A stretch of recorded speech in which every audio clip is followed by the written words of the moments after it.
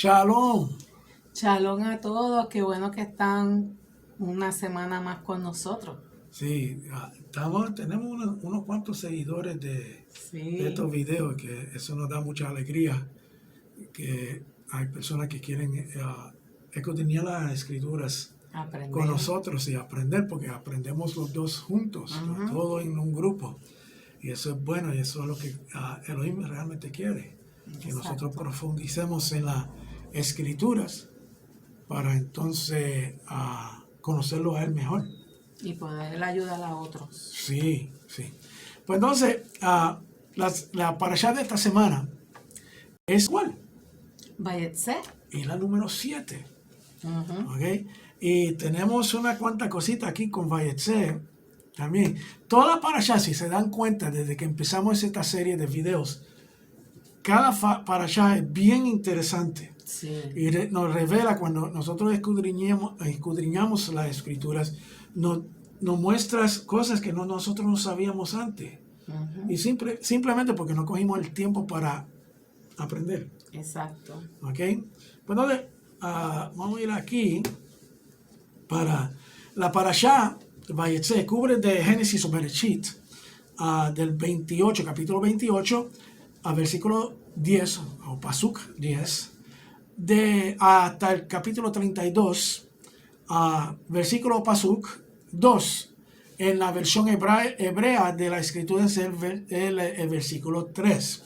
Otra vez estamos basándonos en adición a los comentarios del Dr. Craig Blatt, el de Thomas Constable, utilizamos la Mishnah, el Talmud. Tenemos varios recursos, pero el grueso del comentario, pues entonces lo extraemos de los recursos de Dr. Craig Blatt, que es un excelente recurso cuando uno está empezando en el estudio de la Torah, porque cubre todas las bases, inclusive hace el amarre de los versículos y los libros del Brit Hadashah. Para nosotros que creemos que Yeshua es nuestro Mesías, pues entonces podemos hacer ese enlace, que es bien importante también. Pero siempre la Torah como base fundamental de todo lo que es relacionado con Elohim y su plan de salvación. ¿Okay? Tenemos los diferentes aliyah.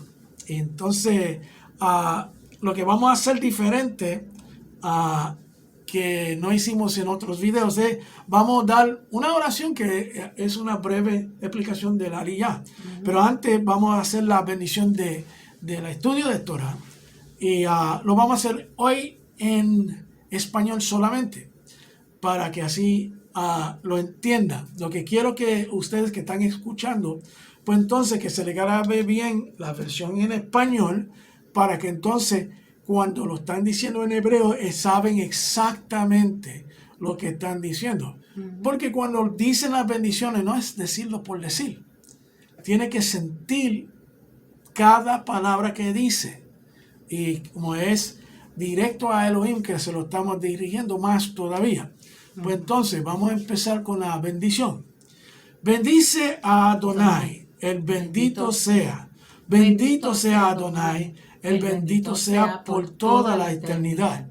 Bendito eres tú, Adonai, nuestro Elohim, Rey del universo, quien nos escogió a nosotros de entre todos los pueblos y nos dio su Torah. Bendito eres tú, Adonai, dador de la Torah. Amén. Entonces, ¿qué significa Vayetse? Vayetse significa y salió. ¿Y salió para dónde? Eso es lo que vamos a ver. Esto está poniéndose bueno. Ahora, vamos a ir a cada aliyah, ¿ok? Y vamos a ver aquí primero los diferentes aliyah y cuáles son las subdivisiones de la aliyah, mamita. Ok, tenemos en Bereshit o en Génesis 28 del 10 al 22. La segunda capítulo 29 del 1 al 17. La tercera del capítulo 29 versículo 18 al capítulo 30 versículo 13. La cuarta, capítulo 30, del 14 hasta el 27. La quinta, desde el capítulo 30-28 al 31-16. La sexta, Aliyah, es en el capítulo 31, 17 al 42. Y la séptima es en el capítulo 31, versículos 43 hasta el 32, versículo 2. Y en la hebrea es el versículo 3.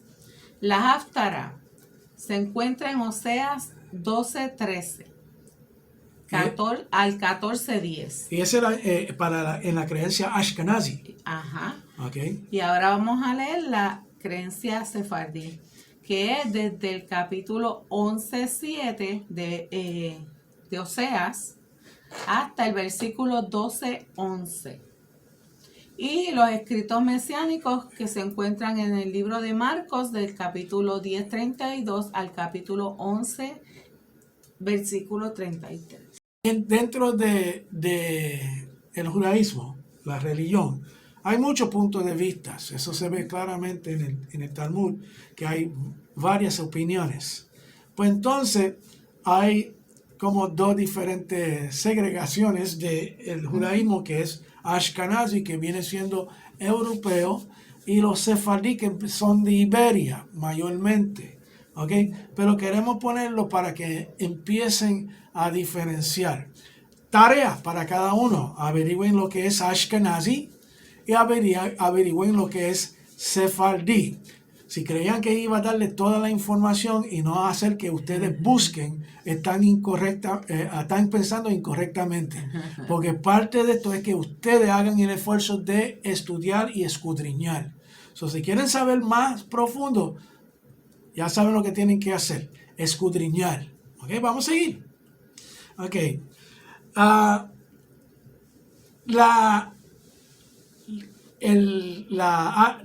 parashá completa está subdividida en diferentes secciones y vamos a ir ahora a ver qué sección, qué es lo que cubre para tener un resumen bastante condenso para entonces entrar en el resumen completo de la primera aliyah. Okay. En toda la parashá, ¿cuáles son esas subdivisiones? Los esquemas. Tenemos que en el capítulo 28, versículo 10, Jacob huye de Canaán y su visión en Moriah de la escalera al cielo. En el 29:1, Jacob se encuentra con Rachel en el pozo. El 29:14, Jacob contrata con a Labán para casarse con Rachel y Labán la engaña. 29:24, la mañana después de Jacob descubre que Labán sustituyó a Lea por Rachel. El 29:31, Lea da a luz a 4 hijos.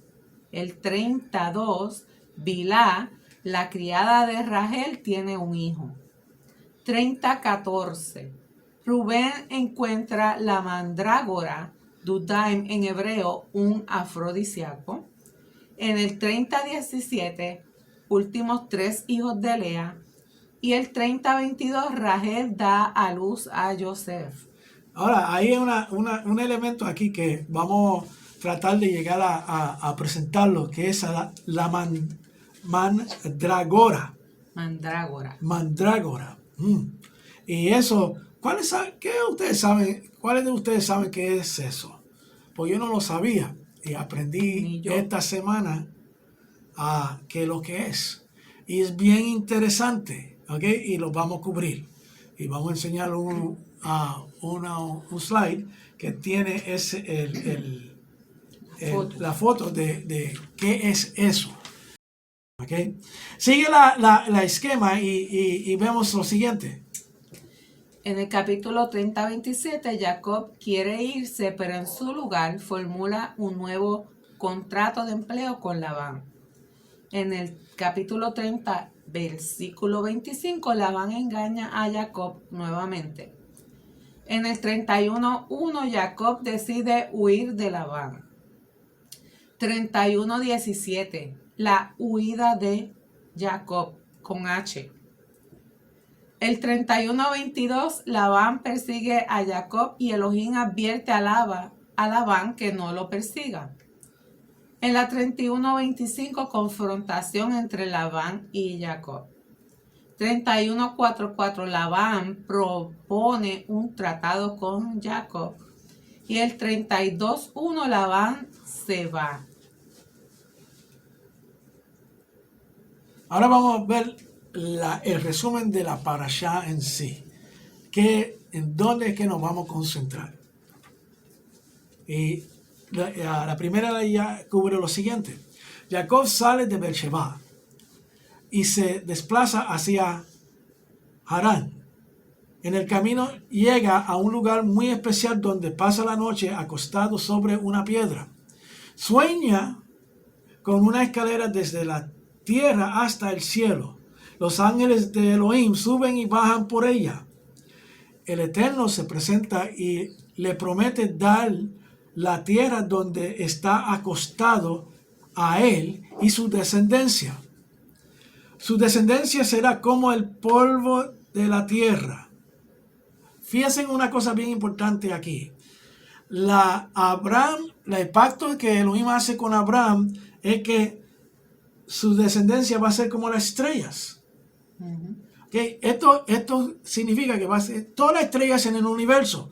Pero, ahora está haciendo un pacto con Jacob y dice que va a ser su descendencia como el polvo de la tierra. Espera.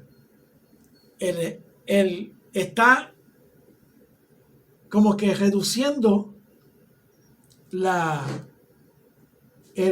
cantidad de personas que están envueltos dentro de la descendencia de Abraham, y Jacob, y se extenderá hacia las 4 direcciones, entonces todo el mundo. En Jacob y en su simiente serán bendecidas todas las familias de la tierra, lo mismo que le dijo a Abraham, Ahora quiero que piensen qué es lo que significa esto. También promete acompañarle en su viaje hasta que vuelva en paz.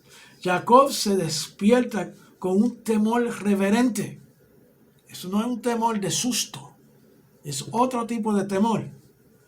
Y por la mañana erige la piedra como monumento, derramando aceite por encima.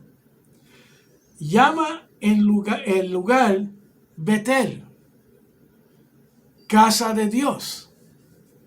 Beit, que es casa en hebreo, El, que hace referencia a Elohim. Se deriva el lugar Beit El o Betel. Luego hace un voto diciendo que si logra volver sano y salvo a la casa de su padre, el Eterno será su Dios. ¡Qué arrogancia! No, si tú cumplas esto, entonces tú vas a ser mi Dios. ¿Eso qué está diciendo? Y esa piedra será convertida en una casa de Dios. Y de todo lo que gane en el extranjero, dará el diezmo. El versículo de la primera ley, vamos a leer ese primer versículo, Janet. Y salió Jacob de Beerseba y fue para Harán. Esta salida de Jacob representa las 3 diásporas que sus hijos experimentarían en el futuro. Una diáspora sufriría el reino del norte, la casa de Israel, y 2 diásporas sufriría el reino del sur, la casa de Yehudá. El primer destierro y el más grande es el de las 10 tribus, que empezó en el año 722 antes de la era común con la invasión de Asiria. Ese destierro todavía no ha terminado. Sin embargo, los profetas hablan de la vuelta en los últimos tiempos de la casa de Israel, la casa de Yosef y Efraín, que son los desterrados de las 10 tribus. Y ahí están pues las citas bíblicas y quisiera que nos explicaras esto. Bueno, primeramente, destierro es el remover de su tierra natal, ¿ok? De la tierra que Elohim prometió a Abraham y su descendencia. Y si vemos el primer destierro que sucede, es cuando se divide el reino. ¿Ok? Entonces tenemos el reino del norte y el reino del sur. ¿Qué hizo el reino del norte? Pues cambiaron los tiempos de Elohim, los Moeds, y idolatría. Cambiaron todo. En otras palabras, le faltaron el respeto a Elohim por completo. Pues entonces, Elohim permite que Asiria ataque y se lleva todo el reino de la tierra. Y se quedan realmente 3 tribus. Porque la cuestión es que los levitas estaban dispersos entre el reino del norte y el reino del sur. Pues entonces se quedaron Yehudá, se quedó Benjamín y levitas. Okay. So es el primer destierro. Después de eso, pues entonces sabemos que Babilonia viene, entonces se lleva a el reino del sur y lo lleva cautivo. Okay. Y ya destierra el resto de Israel, okay, de su tierra. Aquí básicamente lo que tú explicaste, lo voy a leer rapidito. La casa de Yehudá, el pueblo judío, ha experimentado 2 destierros. El de Babilonia duró 70 años, entre los años 606 al 537, si se cuenta desde la primera de las 3 deportaciones hasta la primera vuelta del pueblo, o entre los años 586 al 516, si se cuenta desde la destrucción del primer templo hasta la restauración del culto. El segundo destierro empezó en el año 70, era común, si se cuenta desde la destrucción del segundo templo y como todavía no se ha reiniciado el servicio en el tercer templo, este destierro no ha terminado completamente, que fue lo que tú estabas explicando. Sí. Si se hace un cálculo desde la destrucción de Jerusalén en el año 135 hasta su reconquista por el pueblo judío en el año 1967, hubo 1832 años de destierro. Es bueno tener en cuenta que han habido judíos viviendo en la tierra de Israel durante toda la historia desde la conquista en los tiempos de Yehoshua o Josué. Okay. Seguimos. Nuestro padre Jacob estaría fuera de su tierra durante 20 años, los cuales corresponden a 2000 años. Ahora, ¿por qué? ¿Por qué uno llega a esa conclusión? Lo que dice nuestra escritura es que dice 1 año es como 1000. Y 1000 años es como un día, algo así. Algo así, sí. Entonces, por eso que se llega a esta conclusión. ¿Implicaría esto que el tercer templo será reconstruido en el año 2070? ¿O hay que contar los 2000 años desde la profecía del Mesías en Lucas 19, 41 al 44, que dice: cuando se acercó, al ver la ciudad, lloró sobre ella diciendo: sí, tú también hubieras sabido en este día lo que conduce a la paz. Pero ahora está oculto a tus ojos, porque sobre ti vendrán días cuando tus enemigos echarán terraplén delante de ti, te sitiarán y te acosarán por todas partes, y te derribarán a tierra, y a tus hijos dentro de ti, y no dejarán en ti piedra sobre piedra, porque no conociste el tiempo de tu visitación. Esa profecía fue pronunciada, según mis cálculos, el 10 de Nisan que corresponde al 22 de abril del año 31 de la era común.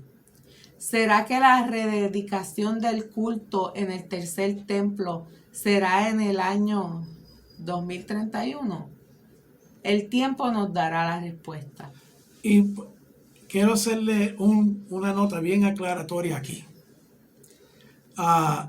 Hay muchas cosas que tienen que suceder antes que se construye el tercer templo. ¿Okay? Recuerda, esto lo extraemos de los comentarios del Dr. K. Blatt. ¿Okay? Muchas personas han tratado de calcular cosas bíblicas y siempre han fallado. ¿Okay? Porque no toman en cuenta ciertas cosas que son profecías que se tienen que cumplir, ciertos requisitos legales que se tienen que cumplir. Ejemplo, como nuestro hermano Rico Cortés nos explicó sobre la vaca roja. Han encontrado 5 vacas rojas, ¿verdad? Okay, todo el mundo está gritando, último tiempo, el templo se va a construir, etcétera, etcétera, etcétera. Espera un momentito. Antes de cualquier cosa, hay que validar que esas vacas rojas son, sí, completamente rojas y que llenan los requisitos de la vaca roja que está establecido en Levíticos. ¿Ok? Entonces, tenemos que estar seguros, no podemos estar brincando a conclusiones, entonces, hacia lo loco. ¿Realmente ustedes creen que van a construir el templo con tantos requisitos que hay que cumplirse? Ejemplo, hay que purificar la tierra. Sí. Eliminar todos los sepulcros que están en la tierra y un proceso de purificación. Sí, la vaca roja es parte de, porque con las cenizas de la vaca roja es que se purifica.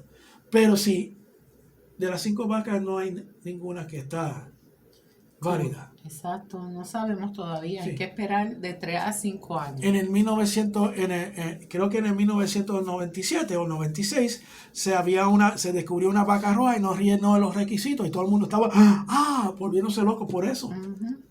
Okay. So, tenemos que ser bien sabios y conocer lo que dicen las escrituras completos, no brincar a conclusiones.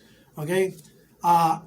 No puede haber árboles, tienen que cortar todos los árboles porque Elohim no permite árboles en su tierra. Es que para construir un templo hay que limpiar todo el arte. Todo. Sí. So, hay muchas cosas que tenemos que estar, atentos, pero no estar brincando a conclusiones erróneas por falta de conocimientos. Okay? So, eso es bien importante. Quería traer eso porque no quiero que ustedes vayan a creer que estamos cerca de la venida de Yeshua. Todavía falta mucho. Porque ¿quién es que va a construir el templo?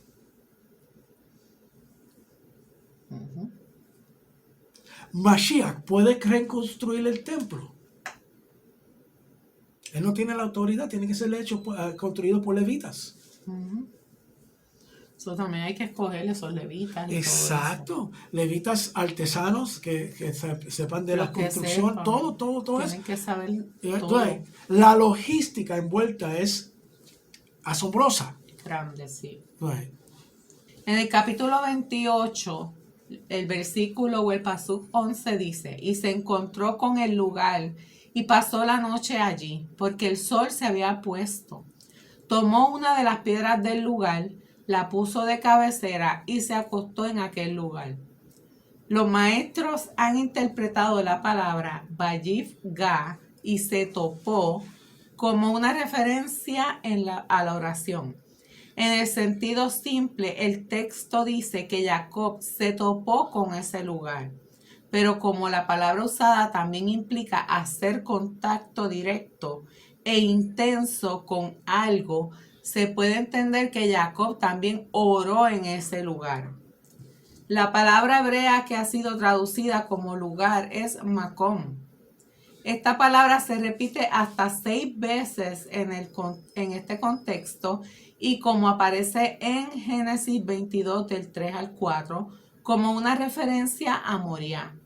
No faltan rabinos que dicen que Jacob estaba durmiendo en el lugar donde iba a ser construido el futuro templo. Y eso hace sentido, porque es la revelación que Elohim le da de los ángeles subiendo y bajando. Porque si es cierto eso, él estaba durmiendo donde iba a estar el arca de Elohim, el trono aquí en la tierra de Elohim.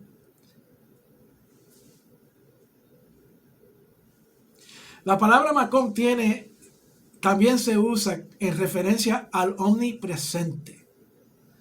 Hay un principio que dice, Él es el lugar del universo. El universo no es su lugar.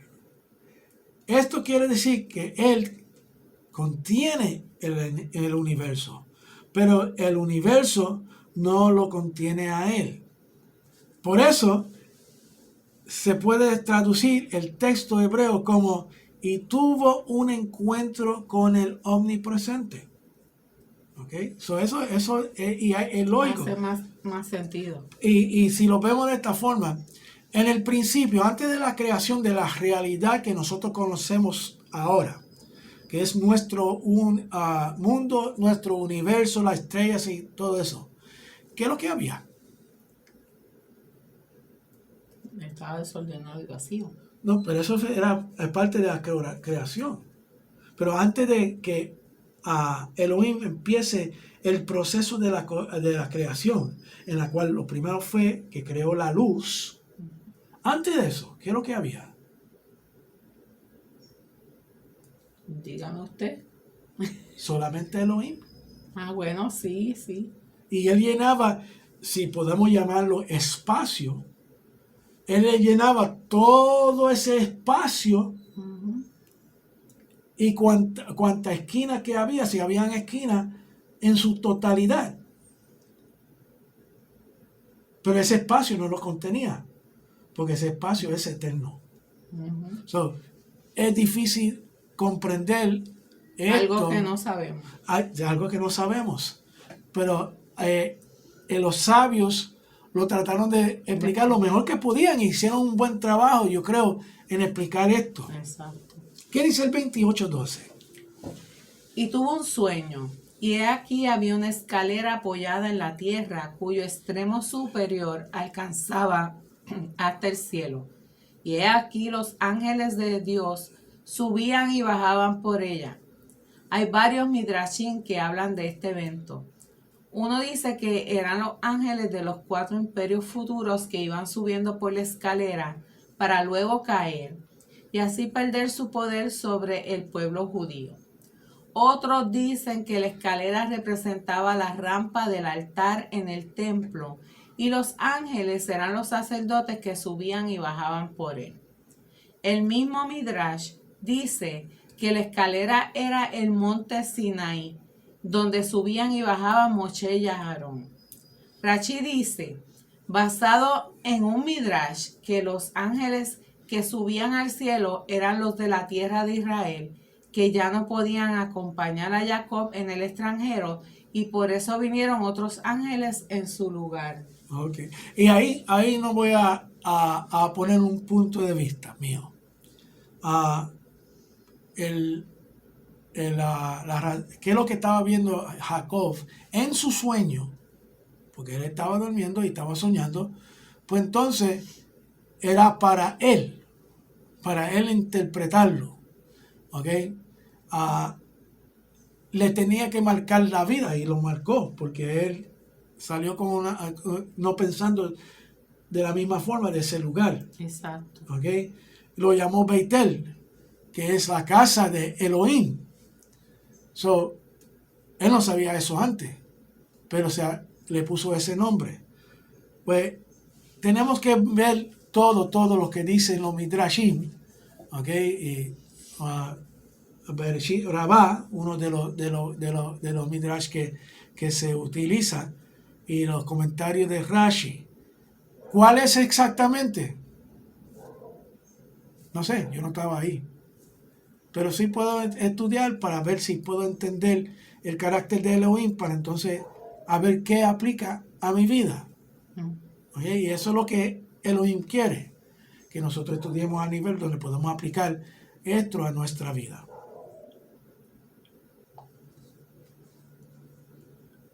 Okay. Tenemos que tener en cuenta que el Midrash está basándose en una palabra o una expresión del texto hebreo y monta una historia más o menos fantasiosa para ilustrar esa palabra o expresión, sin que esa historia sea necesariamente verdadera. El Midrash nos ayuda a recordar los giros irregulares y las expresiones particulares del texto sagrado, pero no debemos confundir la verdad con las parábolas. Las escrituras enseñan que nuestras oraciones hacen que los ángeles de Dios sean enviados por Él. Tenemos el ejemplo del libro de Daniel, capítulo 10, versículo 12, donde está escrito: entonces me dijo, no temas, Daniel, porque desde el primer día en que te propusiste en tu corazón entender y humillarte delante de tu Dios, fueron oídas tus palabras, y a causa de tus palabras he venido. Eso está bien, bien. Ahora, también en Daniel, si uno lee ese capítulo completo, contiene otros detalles en la cual muchos lo relacionan como guerra espiritual. ¿Okay? Antes de brincar a las conclusiones, debemos de leer y estudiar el contexto completo. ¿Okay? Porque habla de que el ángel que habló a Daniel dijo que no tardó, no pudo llegar el mismo día porque estaba batallando contra el príncipe de Persia.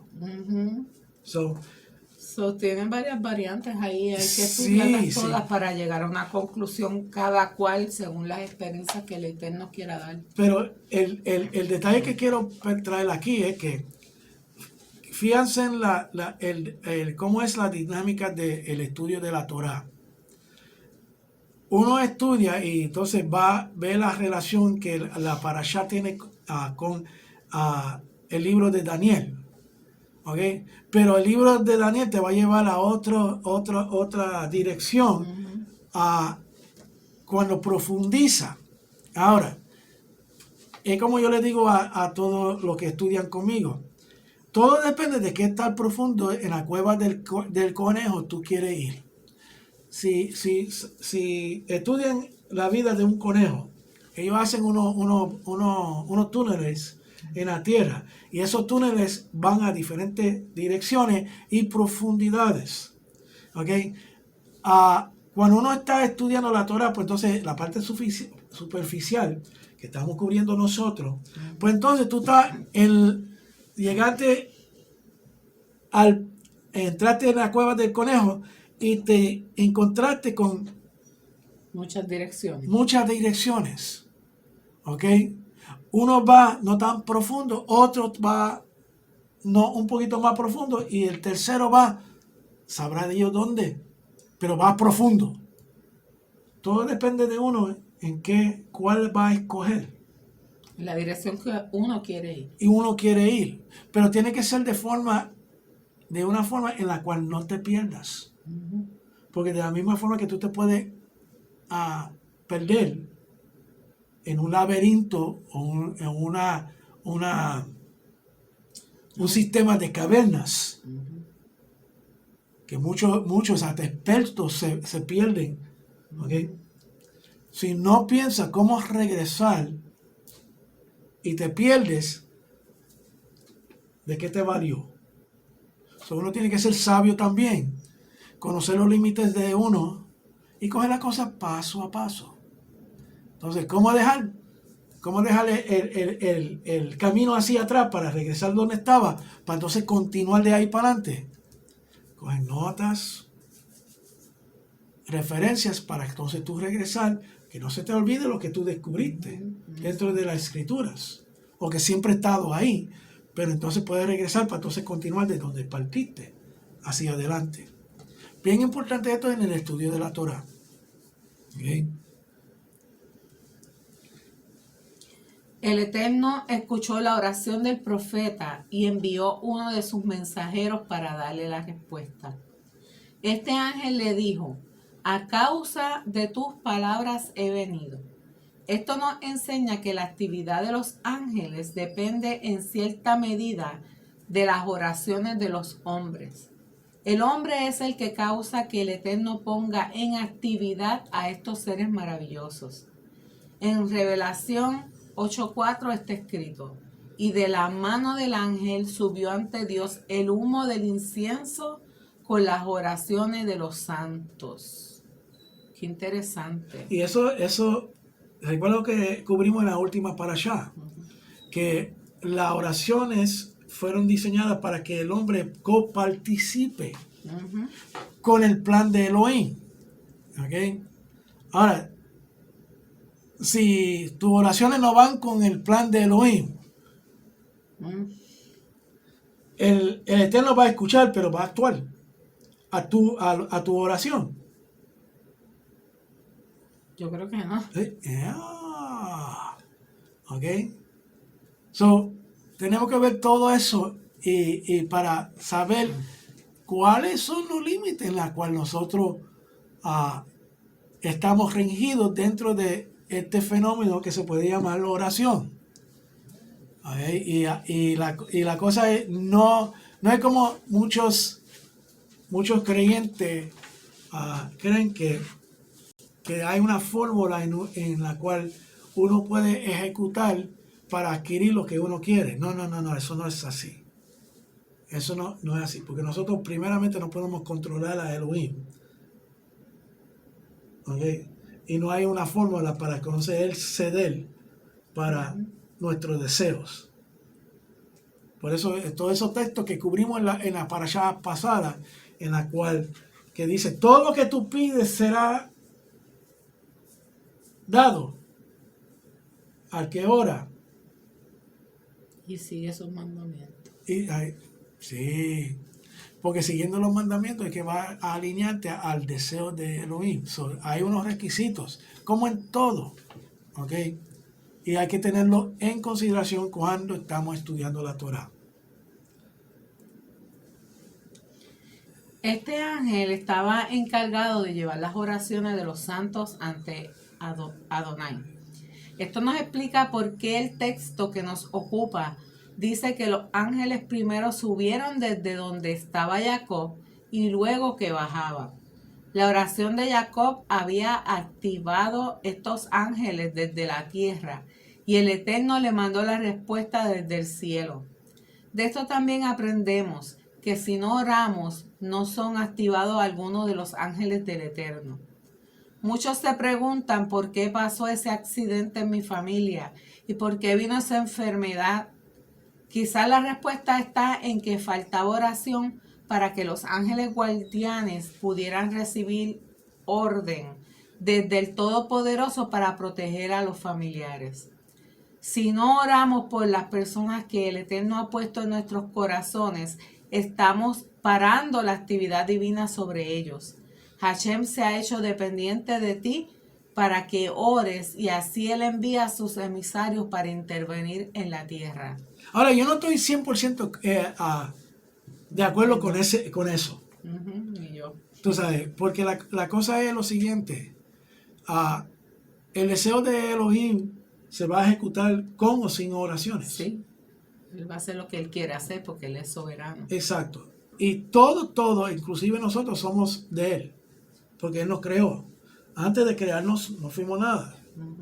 ¿Okay? Y ahí podemos ver en un comentario de una persona bastante, que yo considero sabia, ¿okay? En las escrituras, en la cual su manera de pensar no alinea realmente con la divinidad de Elohim y la soberanía de Elohim, porque Él es el top.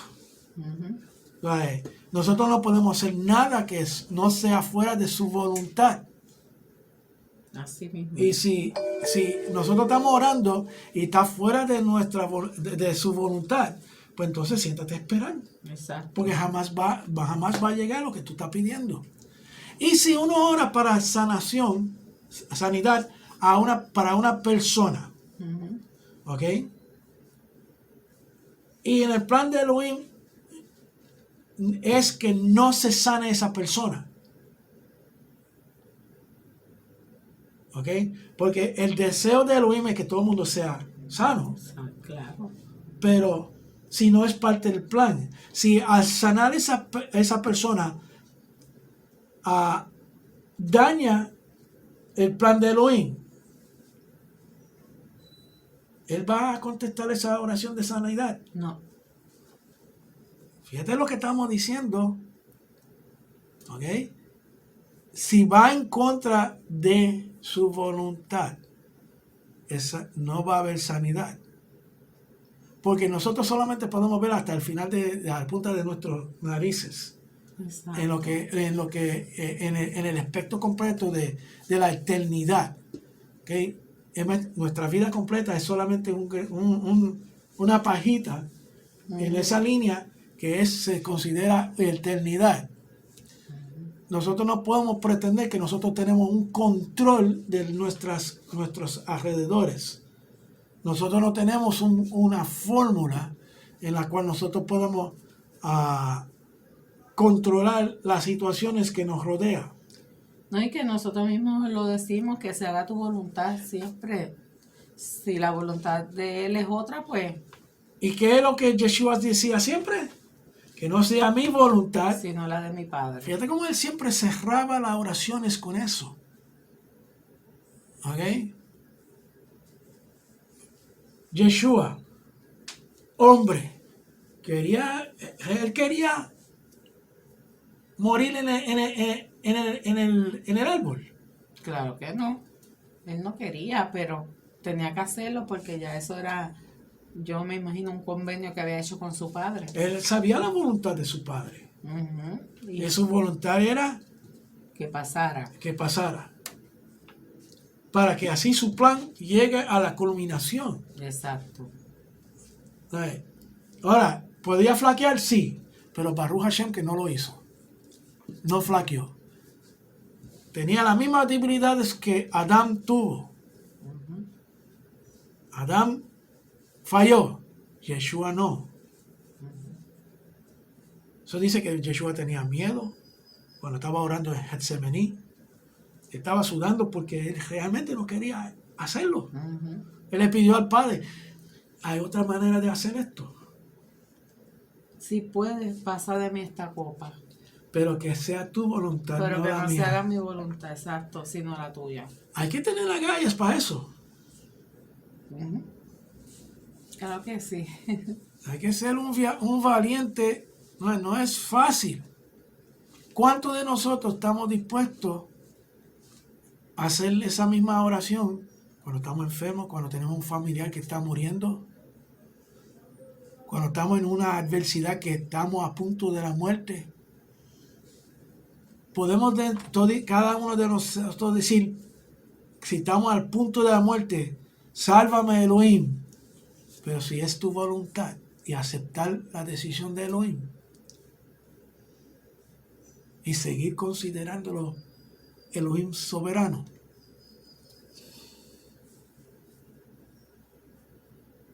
Como duele, ¿verdad? Uh-huh. Vamos a seguir.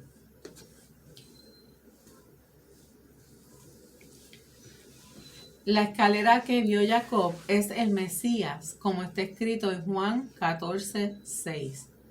Yeshua le dice, yo soy el camino, la verdad y la vida. Nadie viene al Padre sino por mí. En 1 de Timoteo 2:5 está escrito, porque hay un solo Dios y también un solo mediador entre Dios y los hombres, el Mesías Yeshua hombre. También está escrito en Juan 1:51 y le dice, en verdad os digo que veréis el cielo abierto y a los ángeles de Dios subiendo y bajando sobre el Hijo del Hombre. Interesante. Uh-huh. Amarramos el sueño de Jacob con el mismo Mashiach. Uh-huh. Empieza. Esto muestra que el Mesías es la escalera que vio Jacob. Por medio de Él tenemos acceso al Padre y por medio de Él nuestras oraciones llegan al cielo, como está escrito en Juan 16, 24 y 26. Hasta ahora nada habéis pedido en mi nombre. Pedid y recibiréis para que vuestro gozo sea completo.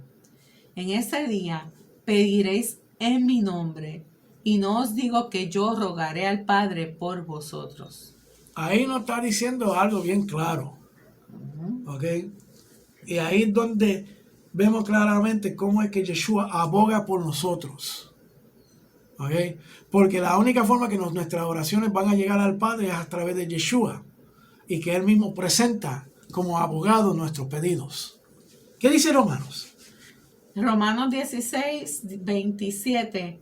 Al único y sabio Adonai, por medio de Yeshua el Mesías, sea la gloria para siempre. Amén. Amén. So, estamos viendo ahora cómo es que está cayendo todo lo de Yeshua como vehículo para nosotros llegar al Padre.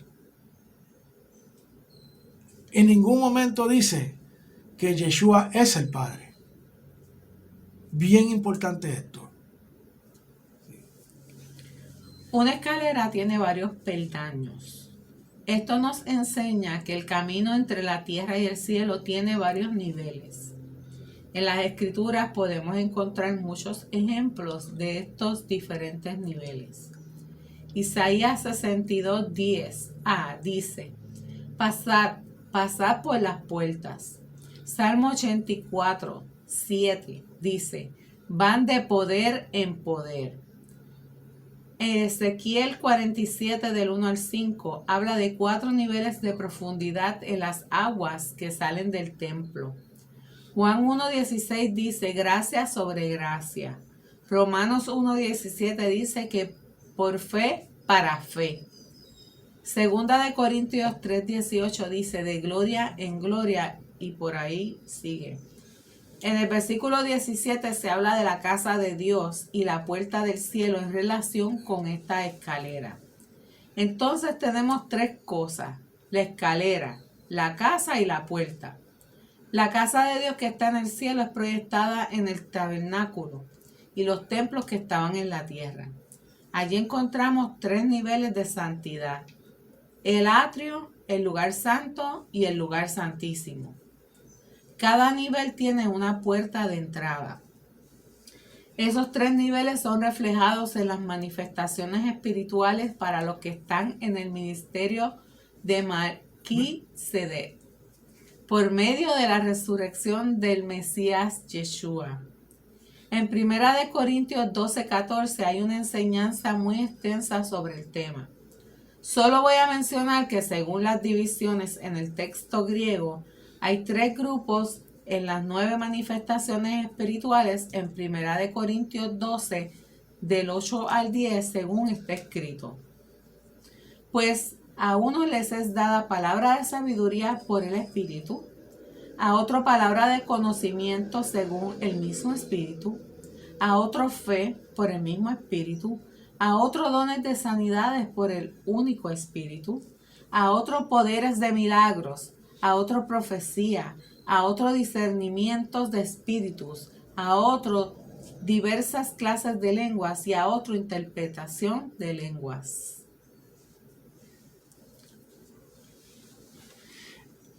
He marcado con negrita y subrayado la traducción de la palabra griega héteros, ¿ok?, que divide estas manifestaciones sobrenaturales en 3 grupos. Cada uno corresponde a las 3 divisiones del tabernáculo. Esto se pone bueno. Vamos a ver los 3 grupos y las manifestaciones. Primera, la palabra de sabiduría es por el Espíritu. ¿Ok? El propiciatorio. El propiciatorio. Número 2, la palabra de conocimiento según el mismo Espíritu. El arca con las tablas. Fe por el mismo Espíritu, la mesa. ¿Cuál mesa? La del pan. Dones de sanidad. a la hilera de 6 panes, lo que aguanta los 6 panes. A poder de los milagros, la otra hilera de 6 panes. ¿Okay? Profecía, las 7 lámparas. ¿Okay? Discernimiento de espíritu, en candelabro. Y ahí tenemos el segundo grupo. Y el tercer grupo, las clases de lengua, el altar de bronce, interpretación de lenguas, el lavacro de bronce. ¿Okay? Los números 1 al 2 corresponden al lugar santísimo. Los números del 3 al 7 corresponden al lugar santo. Y los números 8 a 9 corresponden al atrio. En 1 Corintios 14, 27 al 30 está escrito: si alguno habla en lenguas, que hablen 2, o a lo más 3, y por turno, y que uno interprete. Pero si no hay intérprete, que guarde silencio en la congregación, y que hable para sí y para Dios. Y que 2 o 3 profetas hablen, y los demás juzguen. Pero si a otro que está sentado le es revelado algo, el primero calle. Esto abre la puerta para Muchas cosas. Muchas cosas. Voy a explicar algo aquí porque se va a ir el tiempo en este último. Las lenguas, cuando vamos al griego, la palabra que se traduce como lengua es idioma, un idioma conocido. No son sonidos fonéticos, ¿ok?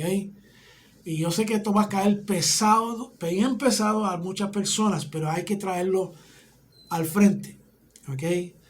Y es parte de lo básico, porque ¿cómo es que no vamos a seguir en lo mismo sin saber de dónde vienen las cosas? ¿Ok? Cuando uno estudia el fenómeno de las lenguas, el don de las lenguas o cómo las lenguas caen como parte del día de Pentecostés, ¿okay? Vemos que no eran sonidos fonéticos. Lo que se hablaban es en otra lengua, pero fíjate, era más que eso. Era que yo estaba hablando, vamos a decir que Janet es una nacional de Portugal. vamos a decir China. O China. ¿Ok? De la China. ¿Ok? Y yo soy africano. ¿Ok?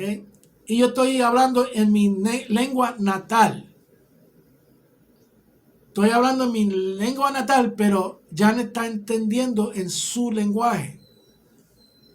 Ese fue el fenómeno que sucedió. ¿Ok? No era sonidos fonéticos. Vamos otra vez a añadir otra cosa. Moshe, cuando fue lleno del Espíritu que bajó del monte, que su rostro estaba resplandeciendo, que él ni se dio cuenta. Habló en lengua, como nos enseñan hoy en día. No estoy tirándole a nadie, solamente estoy trayendo unas realidades. ¿Saben que las lenguas eran esa creencia de hablar en sonidos fonéticos? Era parte de un culto que estaba rechazado en el primer siglo. Señores, hay que estudiar.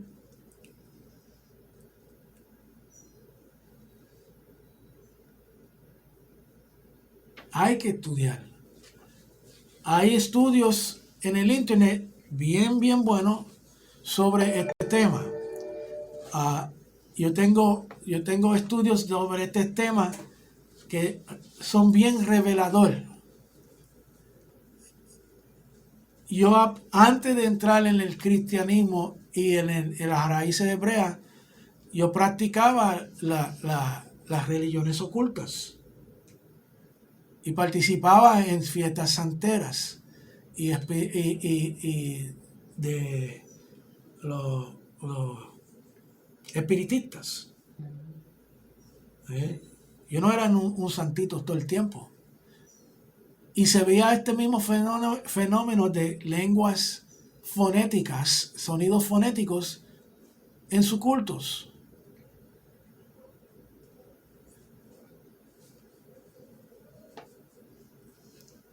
El tener convulsiones. Moche cuando bajó del monte tenía convulsiones.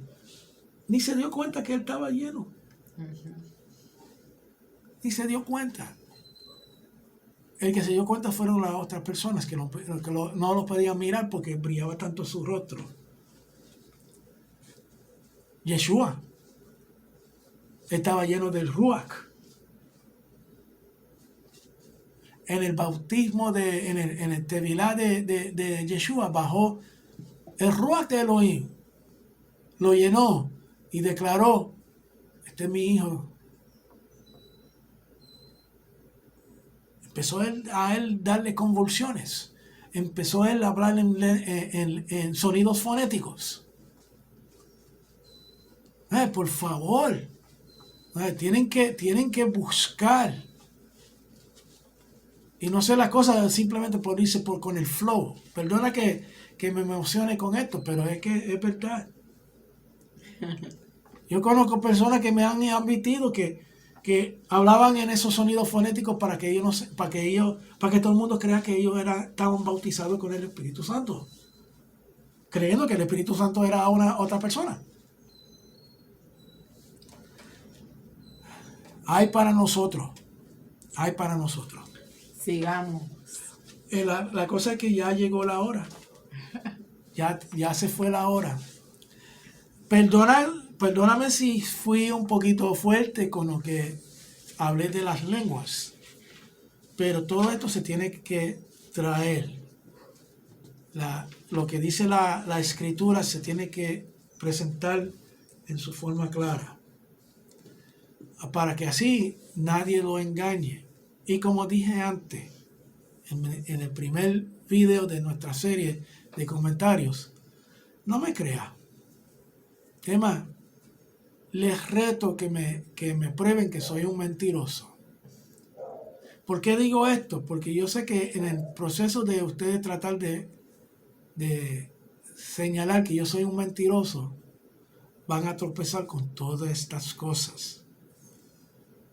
En otras palabras, lo estoy instigando para que escudriñe las escrituras.